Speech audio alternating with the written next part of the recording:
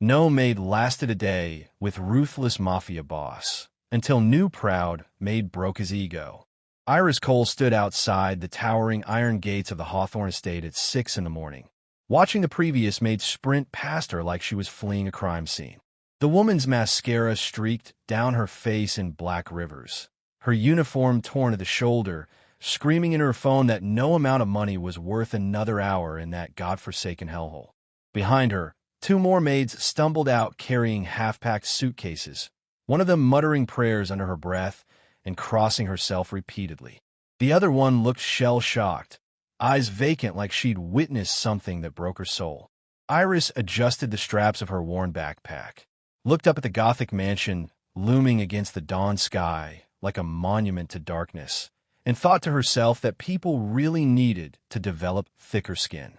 She'd survived worse than a demanding boss. Way worse. Before we dive into this story, smash that subscribe button, like, and comment below if you think she's brave or crazy for walking into this. The gates opened and a man in an impeccable suit appeared. Sebastian, the head butler, looked like he'd aged 10 years in the past month. He studied Iris with the exhausted expression of someone who'd given up on hope. "You're the new maid from the agency?" "Iris Cole. Ready to start." Sebastian sighed heavily. "Did you read the contract?" "Including the section about not holding the Hawthorne family liable for psychological damages, emotional distress, or physical injury resulting from." "I read it. All 43 pages. Very thorough." Iris's tone was dry. "Especially loved the part about signing away my right to therapy claims. Real confidence booster." Sebastian didn't smile. "Miss Cole, I need you to understand something before you walk through these doors. Jaxon Hawthorne is impossible. 17 maids in 6 months. None lasted more than a day. Most quit within hours. Some had to be escorted out by security while having complete breakdowns. Sounds like a him problem, not a me problem." Iris met his gaze steadily. "I'm here to work, get paid, and keep my electricity on. Your boss's personality disorders aren't my concern unless they interfere with my paycheck." Something flickered in Sebastian's eyes. Respect maybe, or pity. He gestured toward the mansion. "This way." They walked through gardens that probably cost more to maintain than Iris had earned in her entire life. The mansion itself was obscene, all black marble and floor-to-ceiling windows, and the kind of wealth that forgot normal people existed. Sebastian led her through corridors lined with expensive art, past rooms bigger than the apartment Iris shared with 3 roommates. He stopped outside a heavy oak door. "Mr. Hawthorne is in his study. He'll want to meet you before you start." "Great. Can't wait." Iris's voice dripped sarcasm. Sebastian knocked twice. A voice from inside barked something that might have been permission to enter. The butler opened the door and gestured for Iris to go in. The study was all dark wood and leather furniture and windows overlooking the estate. Behind a massive desk sat Jaxon Hawthorne. Phone pressed his ear, conducting business in a voice that could freeze blood. He was younger than Iris expected, mid-30s maybe, with sharp features, cold gray eyes, and the kind of controlled intensity that made people instinctively step back. He didn't acknowledge her presence, just kept talking, his tone cutting through whoever was on the other end of that call like a blade through flesh. "I don't care about your excuses. The shipment was due yesterday. Fix it, or I'll find someone competent to replace you." Iris stood there, refusing to fidget or look away. She'd learned young that showing weakness invited predators. So she waited, back straight, chin up, meeting his gaze when he finally glanced at her. Jaxon ended the call without saying goodbye, set the phone down with deliberate precision, looked Iris up and down with obvious disdain, taking her cheap jeans, discount store shoes, and the defiant set of her shoulders. "You're the new maid." His voice was flat, unimpressed. "Iris Cole. Started today. Do you know who I am?" "Jaxon Hawthorne, owner of this estate. Reportedly impossible to work for based on your turnover rate." Iris kept her tone even. "Also rumored to be involved in organized crime. But that wasn't in the job description, so I'm choosing to ignore it." Sebastian made a choking sound. Jaxon's eyes narrowed dangerously. "Cute." His smile didn't reach his eyes. "Here are the rules. You will be invisible. You don't speak unless I speak to you first. You don't touch anything in my private wing without explicit permission. You work silently. If you annoy me even once, you're gone. Understood? Iris tilted her head slightly. Are you finished with your power trip? Because I have actual work to do. The temperature in the room dropped 20 degrees. Sebastian looked like he was witnessing a murder. Two security guards who'd been standing motionless in the corners tensed, hands moving toward concealed weapons. Jaxon stood slowly, moved around his desk with predatory grace. He was tall, at least 6'2", and used every inch to intimidate as he stopped directly in front of Iris, towering over her. Do you know what happens to people who speak to me that way? Iris had to tilt her head back to maintain eye contact, but she didn't step back. Didn't flinch. I'm guessing they get fired. Which would be stupid, because you'd have to train another maid, and based on your track record, that's not going well for you. You have no idea who you're talking to. I know exactly who you are. Iris's voice stayed steady. You're a man used to everyone cowering and kissing your ring, which is probably why you're so insufferable. People who never get challenged turn into tyrants. It's basic psychology. Jaxon stared at her like she'd grown a second head. You think you can speak to me however you want because why? You have a degree in psychology from some community college? I have a degree in surviving people far scarier than you. Iris held his gaze. I grew up with an alcoholic father who used me as a punching bag. Spent my teens in foster homes where the older kids stole everything I owned. Worked 3 jobs to put myself through school while living in my car. So no, a rich man with control issues doesn't scare me. Not even a little. The silence stretched. Jackson's jaw clenched, muscle jumping.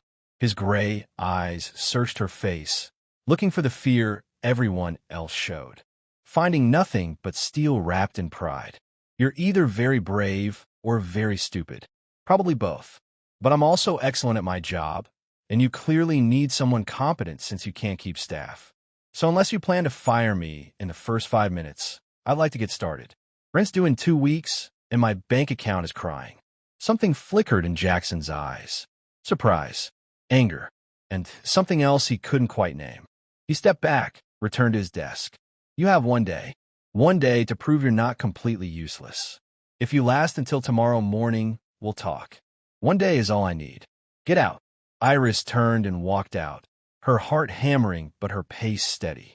Sebastian followed, closing the door behind them. In the hallway, he looked at her with something between horror and admiration. No one has ever spoken to him that way. Then everyone before me was doing it wrong. Iris adjusted her backpack. Where do I start? Sebastian led Iris to the staff quarters, handed her a uniform, and rattled off the daily schedule with the exhausted tone of someone who'd done this too many times. She had 30 minutes to change and familiarize herself with the supply closet before her shift officially began. He warned her that Jaxon would test her, push her boundaries, try to break her like he'd broken all the others.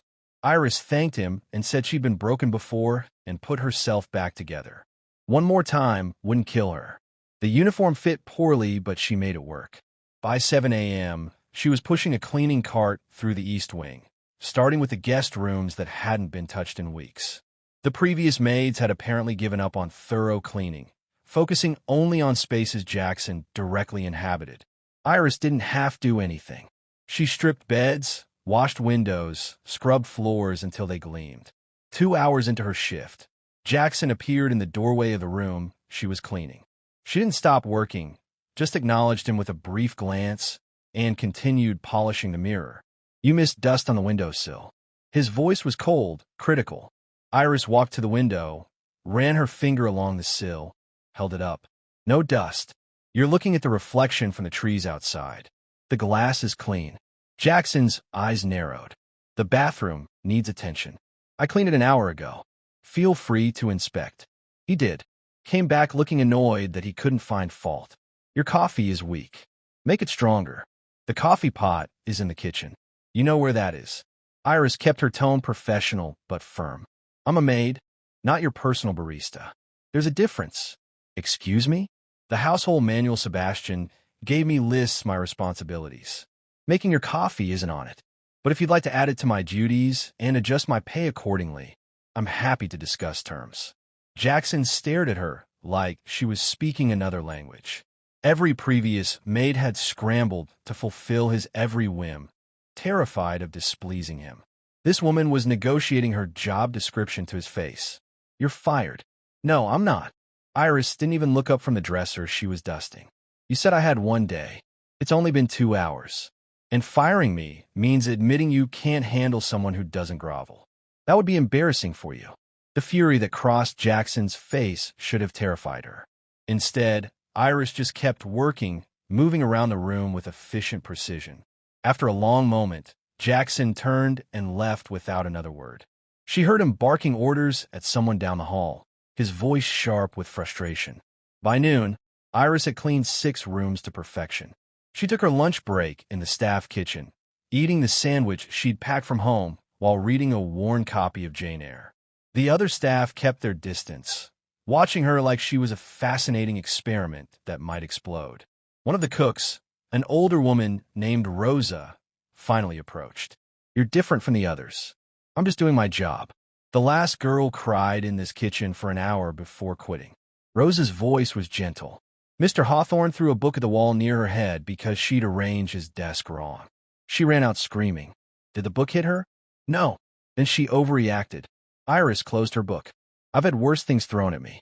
A book near my head barely registers." "You're not afraid of him." "I'm afraid of being homeless." Iris met Rosa's eyes. "Fear of him is a luxury I can't afford. I need this job, so I'm going to do it well and not let some angry rich man chase me away." The afternoon brought escalation. Jaxon seemed determined to break her. He changed her schedule 3 times in 2 hours, each version contradicting the last. Iris followed each one without complaint, adjusting her tasks with the same efficiency. He knocked over a vase she'd just arranged. She cleaned it up silently and rearranged it. He spilled coffee on a floor she just mopped. She mopped it again while humming softly under her breath. Her calm was driving him insane. Every other maid had cracked by now, dissolved into tears or rage or desperate apologies. This woman acted like his behavior was mildly inconvenient weather instead of psychological warfare. At 4 p.m., he summoned her to his study. She arrived promptly, still in her uniform, hands clasped professionally in front of her. Jaxon sat behind his desk, fingers steepled, gray eyes cold. "I've reviewed your work today. It's inadequate." "Inadequate how?" "The guest rooms weren't properly cleaned. Dust remains. Organization is poor. Your efficiency is lacking." Iris pulled out her phone, opened her photos. "I documented every room after cleaning. Would you like to review the evidence?" Jackson's jaw clenched. "That's not necessary." "I think it is." Iris stepped forward, placed her phone on his desk. "Because you're criticizing work you haven't actually inspected. You're just trying to provoke a reaction. It won't work. You're insubordinate. I'm competent. There's a difference." Iris met his gaze steadily. Every previous maid probably broke down when you criticized them, begged for another chance, tried desperately to please you. I'm not doing that. I know my work is excellent because I've been doing this since I was 10 years old. So either fire me for real or let me do my job without the performance. Jaxon stood abruptly. "Fine. Let's inspect your work together. If I find a single flaw, you're gone." "Deal." They walked through every room she cleaned. Jaxon examined everything with meticulous attention, ran his fingers along surfaces checking for dust, inspected corners, opened drawers to check organization, even checked under furniture. Iris followed silently, arms crossed, waiting. He found nothing. Every surface gleamed. Every item was perfectly placed. The organization was flawless, better than anything his previous staff had achieved. He stood in the 6th room, frustrated and impressed in equal measure. "Where did you learn to work like this?" "My mother." Iris's voice softened slightly. "She cleaned houses for wealthy families. Took me with her starting when I was 8. Taught me every trick, every shortcut, every way to make a house perfect. She said if you're going to do something, do it so well they can't find fault. Make yourself indispensable." What happened to her? "Cancer. 5 years ago. We couldn't afford treatment." Iris looked away. "She died in a county hospital while I sat beside her bed and promised I'd make something of myself. That her sacrifices wouldn't be wasted." Jaxon was quiet for a long moment. When he spoke again, his voice had lost some of its edge. You've proven your point. The work is acceptable. It's not acceptable. It's exceptional. Iris turned back to him. Don't diminish it because you're uncomfortable admitting I'm good at what I do. You're arrogant. I'm confident. Again, there's a difference. Arrogance is thinking you're better than you are. Confidence is knowing your worth. I'm worth every penny you're paying me, and we both know it. Something almost like a smile crossed Jackson's face. Almost. You're unlike anyone I've ever met. Good. Maybe that's why I'm still here and they're not. That evening, Sebastian found Iris finishing her last tasks. He looked stunned. You survived the first day. That's never happened. Day's not over yet. Is he going to fire me before I leave? I don't think so. Sebastian's voice held wonder. He hasn't fired anyone after 5 p.m. before. Usually they're gone by noon. Then I'll see you tomorrow. Iris gathered her things. Same time? Same time. And Miss Cole? Thank you. It's been peaceful today. No crying, no screaming, no emergency calls to the agency. Just work getting done. That's all I came here to do. Iris walked out through the iron gates as the sun set, her body exhausted but her pride intact. She'd survived day one with the infamous Jaxon Hawthorne, not by cowering or pleasing him, but by refusing to play his game, by treating him like what he was, a difficult employer, not a god. Behind her, in his study, Jaxon stood at the window, watching her leave. For the first time in 6 months, he was looking forward to tomorrow. Not because he wanted to torment his maid, but because he wanted to understand her. This proud, fierce woman who looked at him without fear and spoke to him without reverence. She was either going to drive him completely insane or change everything. He wasn't sure which possibility unsettled him more. Week 2 started with a shift neither of them expected. Jaxon stopped actively trying to break Iris and started watching her instead, studying her like she was a puzzle he couldn't solve. He noticed things he'd never noticed about previous staff. How she arrived 30 minutes early every morning and stayed late to finish tasks properly. How she treated the other staff with genuine kindness, even though they were wary of befriending anyone associated with him. How she read during her lunch breaks, actual literature, not trashy magazines. How she never asked for anything, never complained, just worked with quiet dignity that made everyone else's competence look like laziness. One evening, Jaxon was working late in his study when he heard a sound from the library across the hall. Soft, muffled, quickly suppressed. He investigated and found Iris standing on a ladder dusting the top shelves, tears streaming silently down her face. She was trying to hide it, wiping her eyes with her sleeve while continuing to work. What's wrong? His voice came out harsher than intended. Iris, startled, nearly dropped the duster. Nothing. Just dust in my eyes. Don't lie to me.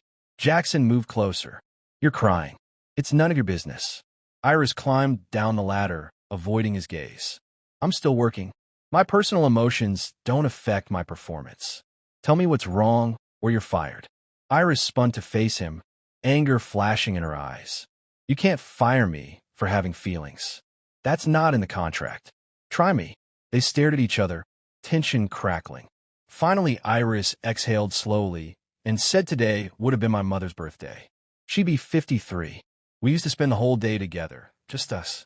Now I spend it cleaning someone else's house and pretending I'm fine.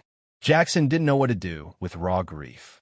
He'd built his entire life around emotional control, around never showing weakness, never letting anyone see cracks in his armor. But something about Iris's honesty disarmed him completely. Take the rest of the evening off. No. Iris shook her head. Work helps. Sitting alone in my apartment, thinking about what I've lost just makes it worse. I'd rather be here doing something useful. Jaxon found himself asking a question he'd never asked any employee. What was she like? Your mother. Iris hesitated, clearly surprised.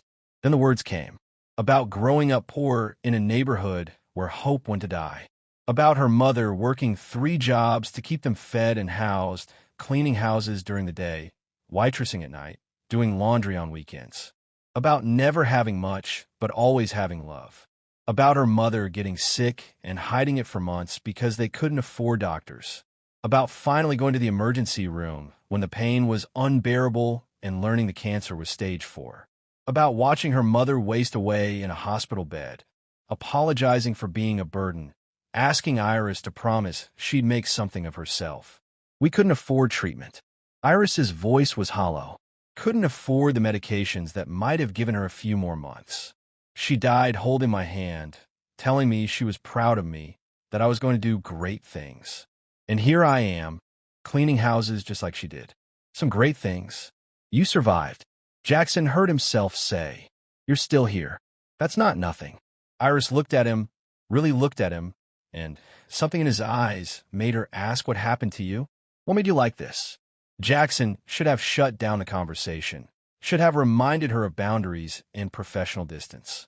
Instead, he found himself talking about growing up in the mafia, raised by a father who believed emotion was weakness and sentiment was fatal, about being taught to fight before he could read, learning to shoot before he learned to ride a bike, about his younger sister Evelyn, the only soft thing in his brutal childhood, about her bright laugh and gentle heart that had no place in their world, about the night she was killed when Jaxon was 19, caught in crossfire during a territory dispute, about holding her dying body in the street while his father shouted orders and their enemies escaped. I wasn't strong enough to protect her. Jackson's voice was flat, emotionless, hiding an ocean of pain beneath. I was the older brother. It was my job, and I failed. So I spent the next 15 years becoming strong enough that I'd never fail again. Built an empire, eliminated threats, made everyone fear me, so no one would dare hurt what's mine. But power didn't fill the empty space. Iris said softly, understanding in her eyes. No, it didn't. They stood there in the library, surrounded by books and ghosts, two people who'd built walls around their hearts for different reasons. Iris because she'd lost everything and couldn't bear to lose more. Jaxon because he'd failed the one person who mattered and punished himself by never matching to anyone else. I'm sorry about your sister. Iris's voice was genuine. And I'm sorry you think being feared is the same as being strong. It keeps people alive. It keeps people away. There's a difference. Jaxon looked at her and realized she was the first person in 15 years who spoke to him like he was human instead of monster. It should have angered him. Instead, it made him feel something he'd thought he'd killed long ago. Hope. From that night forward, things changed. Jaxon started seeking out Iris's company, asked her opinion on things that had nothing to do with cleaning, engaged her in conversations about books, about politics, about life. He even smiled occasionally, rare flashes of warmth that transformed his entire face. The household staff whispered that the new maid had done the impossible. She'd made Jaxon Hawthorne human again, made the devil remember he had a heart. But the shift brought complications neither of them wanted to name. Jaxon caught himself thinking about Iris constantly, noticing how she tucked her hair behind her ear when she was concentrating, how her rare smile lit up her entire face and made his chest ache, how her presence made his massive empty house feel less like a mausoleum and more like a home. He was falling for her, and it terrified him because he'd spent 15 years avoiding exactly this. Connection meant vulnerability. Vulnerability meant someone could hurt you. And he'd sworn after Evelyn that he'd never give anyone that power again. Iris felt it too, but refused to acknowledge it. She was here to work, to survive, to pay her bills, and maybe save enough to build something better. Falling for her emotionally unavailable mafia boss employer was the stupidest thing she could possibly do. It was a cliché. It was dangerous. It was a guaranteed path to heartbreak. But when Jaxon looked at her with those gray eyes that saw straight through her defenses, when he asked about her day like her answer actually mattered, when he brought her coffee exactly how she liked it without her ever telling him her preference, she felt walls she'd built crumbling piece by piece. 3 weeks in, Rosa found Iris staring out the kitchen window during her break, lost in thought. You're falling for him. I'm not. The denial was automatic. You are. Rosa's voice was gentle. And he's falling for you too. Everyone can see it. It doesn't matter. Iris turned away from the window. He's my employer. I'm his maid. That's all this is. Is it? Iris didn't answer because she didn't have a good lie ready. The truth was too complicated and too frightening to say out loud. That yes, she was falling for Jaxon Hawthorne. Falling for the man beneath the ruthless exterior. The one who read poetry late at night when he thought no one knew. The one who secretly donated to cancer research. The one who looked at her like she mattered. But falling in love with him meant risking everything. Her job, her stability, her carefully rebuilt heart. And Iris had learned young that loving people just gave them power to destroy you. So she did what she always did when emotions got complicated. She worked harder, stayed later, buried herself in tasks, so she didn't have time to think about how Jaxon's rare smiles made her pulse race, or how his voice, saying her name, felt like coming home. But some things couldn't be buried forever, and the explosion was coming whether either of them was ready or not. The explosion came on a Thursday night when Iris was leaving the estate after a 14-hour shift. She was exhausted, thinking only about getting home and collapsing into bed. She didn't notice the black SUV idling across the street until two men grabbed her from behind. She fought instantly. Years of survival instincts kicked in as she drove her elbow into one man's ribs, stomped on the other's foot, screamed loud enough to wake the neighborhood. But there were three of them, and they were trained. A hand clamped over her mouth. Arms like steel bands dragged her toward the vehicle. She bit down hard, tasted blood, heard cursing. Then something hit the back of her head, and the world went dark. She woke in a warehouse, hands zip-tied to a chair, head pounding. A man sat across from her, mid-40s with cold eyes and an expensive suit. He smiled like a snake. "Miss Cole, I'm Kate Sterling. I believe you work for Jaxon Hawthorne." Iris said nothing, trying to assess her situation. Two guards by the door, both armed. No windows she could see. Her phone was gone. "I'm going to be direct." Kate leaned forward. "Hawthorne took 3 territories from me last year. Killed 6 of my men. Cost me millions. I want them back, and you're going to help me get them. I'm his maid. I don't know anything about his business. But he cares about you." Kate's smile widened. "My sources say he's been different since you arrived. Softer. More distracted. That means you matter. And things that matter can be used. He won't negotiate for me." Iris kept her voice steady despite the fear crawling up her spine. "I'm nobody. Just staff. Let's test that theory." Kate pulled out a phone, dialed. When Jaxon answered, Kate put it on speaker.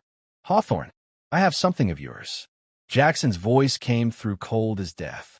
"Who is this?" "Kate Sterling. And before you make threats, listen. I have your little maid. The proud one who thinks she's special. 3 territories, Hawthorne. The ones you took from me. Sign them over by midnight, or I start breaking her bones one at a time." Silence. Iris felt her heart sink. This was it. Proof that whatever she'd imagined between them was delusion. Jaxon wouldn't sacrifice territory for a maid. She was replaceable. Then Jaxon spoke, his voice different than she'd ever heard it. Quiet. Lethal. Absolutely certain. "You have 1 hour to return her unharmed. Do that, and I'll consider letting you live." Kate laughed. "You're in no position to make demands." "I have.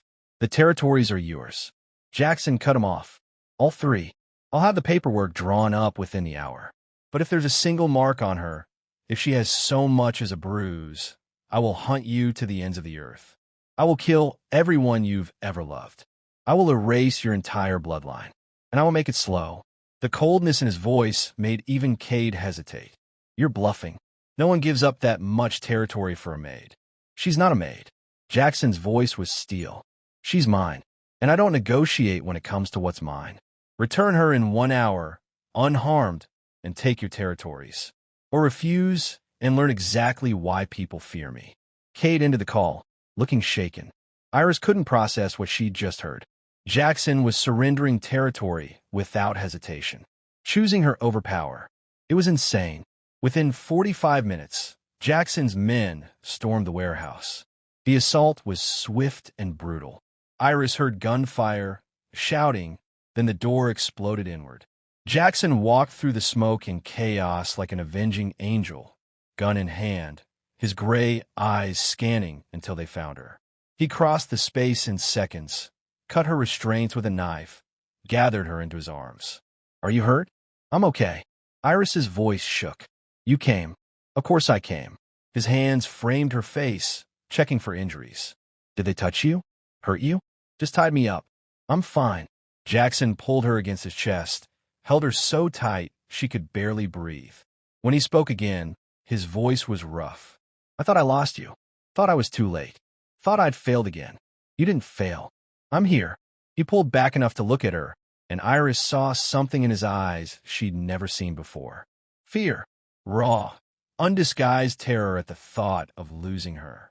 Because you matter. You matter more than territory, more than power, more than anything. Choosing you was the easiest decision I've ever made. The guard were clearing out Cade's men. Someone reported that Cade himself had fled during the assault. Jaxon didn't care. He just held Iris, unwilling to let go. You gave up 3 territories. Iris's voice was small. That's millions of dollars. Your people will think you're weak. Let them think whatever they want. Jaxon's grip tightened. I spent 15 years building power, so I'd never lose anyone again. But all that power means nothing if I lose you. You taught me that. You taught me what actually matters. I'm just a maid. Stop saying that. Jaxon made her look at him. You're not just anything. You're the woman who walked into my house and refused to be intimidated. Who called me out on my behavior. Who treated me like a person instead of a monster. You're the first person in 15 years who made me want to be better instead of just stronger. Tears streamed down Iris's face. I love you. I tried not to. Try to keep it professional. But I love you, and it terrifies me. Why does it terrify you? Because everyone I love leaves or dies. My mother, my friends, everyone. Loving people gives them power to destroy you, and I've been destroyed enough. I'm not going anywhere. Jaxon's voice was fierce. I'm the most stubborn man you've ever met. You said it yourself. I don't give up on things I want. And I want you. Not as my maid. As my partner. My equal. The person I build a life with. Your world is dangerous. My world is what I make it. And I'm making it safer. Jaxon pulled her closer. I'm done with territory wars and power plays. Done sacrificing everything for an empire that never made me happy. I'm restructuring everything. Going legitimate. Building something you can be proud to stand beside. You do that for me? I'd do anything for you. Because you broke through walls I spent 15 years building. Made me remember what it feels like to care about something beyond survival. Made me want to actually live instead of just existing.